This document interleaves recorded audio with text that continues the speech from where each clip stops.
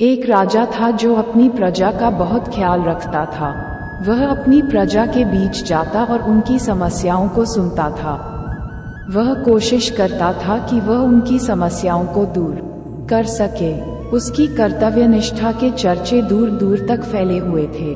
एक बार राजा अपने राज्य में भ्रमण करने के लिए निकले हुए थे। तब उनके कुर्ते का एक बटन टूट गया। ये देख राजा ने अपने मंत्री तो तुरंत बुलाया और उसे आदेश दिया कि वो गांव से एक अच्छे दर्जी को बुला लाएं जो उनके कुर्ते का बटन लगा दे। ये सुन मंत्री ने गांव में दर्जी की खोज शुरू कर दी। संयोग से उन्हें एक दर्जी भी मिल गया। गांव में उसकी एक छोटी सी दुकान थी। उस दर्जी को जल्दी ही राजा के पास लाया गया। उस दर्जी से राजा ने कहा कि क्या वो उसके कुर्ते के बटन सिल सकता है।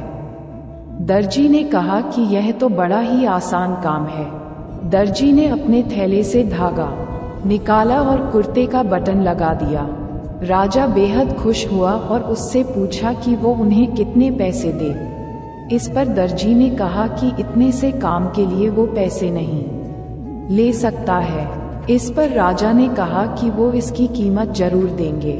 दर्जी ने सोचा कि उसने तो बस धागा ही लगाया है, तो उसके 2 रुपये मांग लेता हूँ। फिर दर्जी ने सोचा कि कहीं राजा यह न सोचे कि इतने से काम के 2 रुपये तो गांव वालों से कितना पैसा लेता होगा। ये सब सोच समझकर दर्जी ने कहा कि वो अपनी इच्छा से जो भी देंगे वो ले लेगा।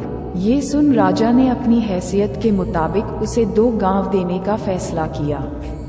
राजा ने कहा कि कहीं समाज में उसका रुतबा छोटा न हो जाए, इसलिए उसने यह आदेश दिया।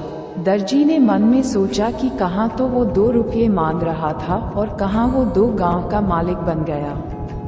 सीख: इस कहानी से हमें ये सीख मिलती है कि हम सभी अपनी क्षमता के अनुसार सोचते हैं, लेकिन भगवान हमें अपने हिसाब से सब कुछ देते हैं। हम छोटा मांगते हैं और कई बार भगवान हमें उनके देने की क्षमता के आधार पर कुछ अच्छा और बड़ा दे देते हैं। इसलिए गीता में श्री कृष्ण ने भी कहा कि कर्म करो, फल की इच्छा मत करो, और यही इस कहानी का सार भी है।